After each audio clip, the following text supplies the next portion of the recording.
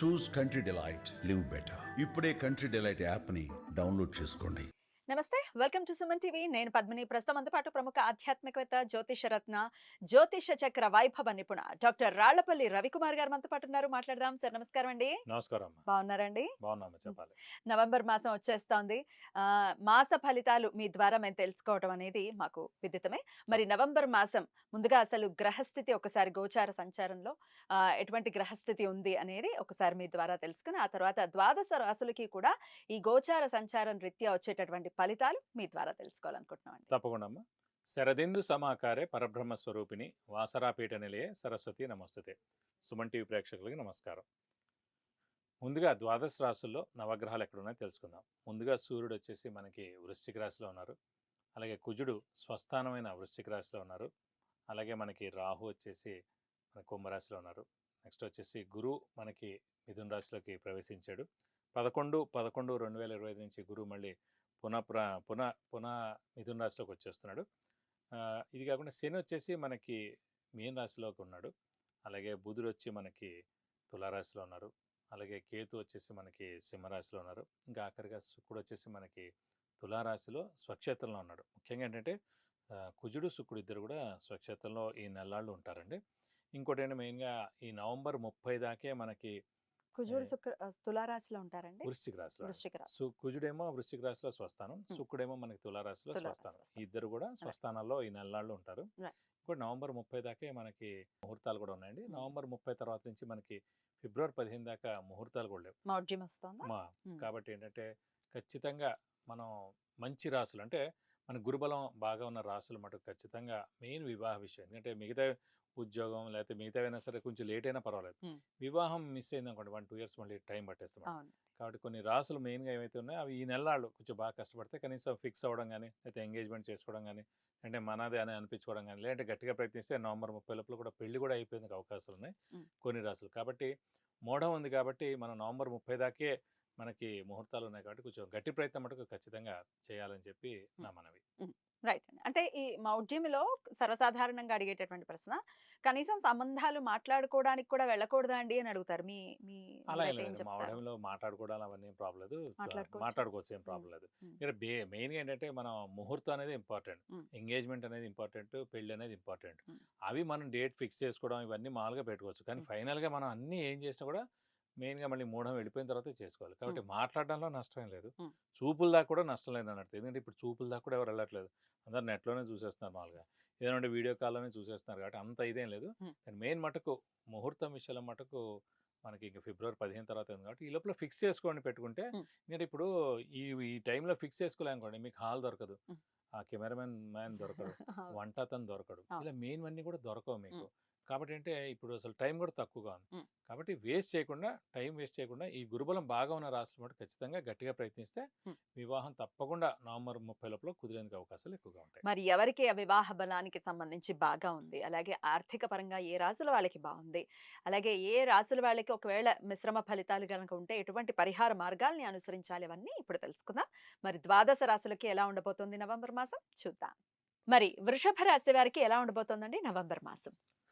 తప్పకుండా అమ్మా. వృషభ రాశి అనగానే మనకి కృత్తిక 2-3-4 పాదాలు, రోహిణి 1-2-3-4 పాదాలు, మృగశిర 1-2 పాదాలు, ఈ నక్షత్రాల సమూహంతో మనకి వృషభ రాశిలోకి వస్తుంది. వృషభ రాశి వారికి యోగకారకుడు, అదృష్టకారకుడు, లక్ ఫేవర్ చేసే గ్రహమైన శని లాభస్థానంలో చాలా బాగున్నాడు.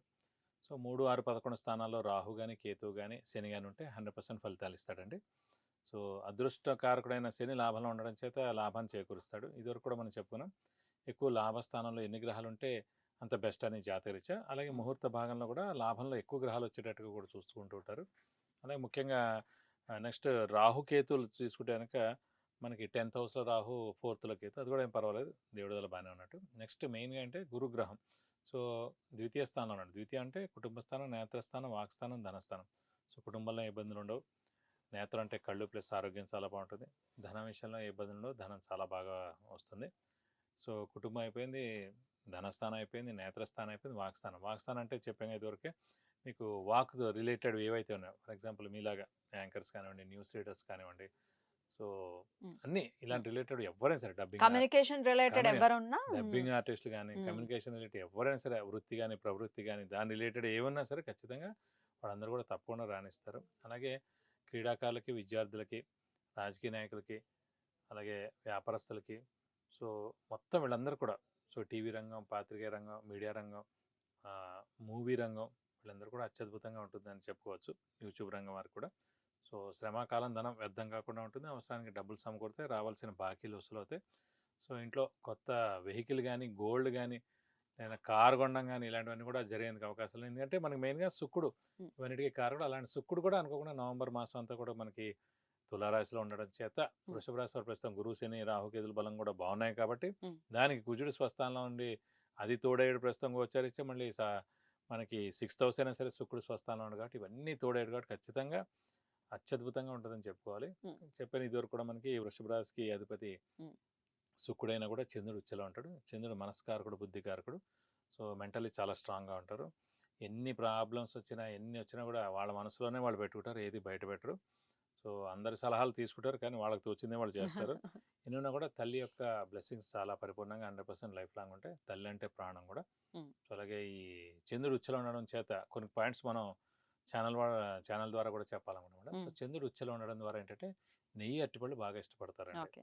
అలాగే అంటే ఆల్ వైట్ ఐటమ్స్ని ఇష్టపడతారు అనమాట. అంటే ఎక్కువగా రైస్ ఐటమ్ అనమాట.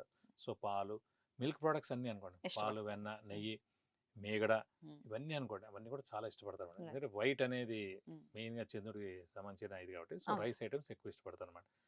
కాబట్టి అత్యద్భుతంగా ఉందని చెప్పుకోవాలి ఈ మాసం అంతా. మరి వ్యాపారస్తులకి ప్రత్యేకంగా చెప్పండి, వ్యాపారస్తులకి ఎలా ఉండబోతుంది అనేది. మెయిన్ వ్యాపారస్తులకి ఏంటంటే గురువే చాలా బాగుండాలి. అంటే ఆల్రెడీ జాతకరీత్యా 3 గ్రహాలు చాలా బాగుండాలి వ్యాపారస్తులుగా. ఒకటి చంద్రుడు, ఒకటి బుధుడు, ఒకటి గురువు. మెయిన్గా అంటే చంద్రుడు, బుధుడు చాలా బాగుండాలి. వ్యాపారం చాలా బాగా రాణించాలంటే గురువు ఇంకా బాగుంటే కనుక ధనం కూడా బాగా వస్తుందన్నమాట. లేదనుకోండి వ్యాపారమే జరుగుతుంది, ధనం ఎక్కువగా రాదు. గురువు కూడా బాగుంటే ధనం కూడా వస్తుంది. సో ఆల్రెడీ వాళ్ళ జాతకాల్లో చంద్రుడు, బుధుడు, గురువు చాలా బాగున్నా కూడా గోచారం కూడా వాళ్ళకి యాడ్ అవ్వాలన్నమాట. గోచారిచ్చేప్పుడు వృషభ రాశికి ద్వితీయ స్థానంలో గురువు చాలా బాగున్నాడు కాబట్టి, గురువు ధనకారకుడు కూడా అయ్యాడు కాబట్టి, ధనస్థానంలో ఉన్నాడు కాబట్టి ఖచ్చితంగా వ్యాపారస్తులకు పట్టిందల్లా బంగారాన్ని చెప్పుకోవచ్చు ఈ సంవత్సర కాలం అంతా కూడా.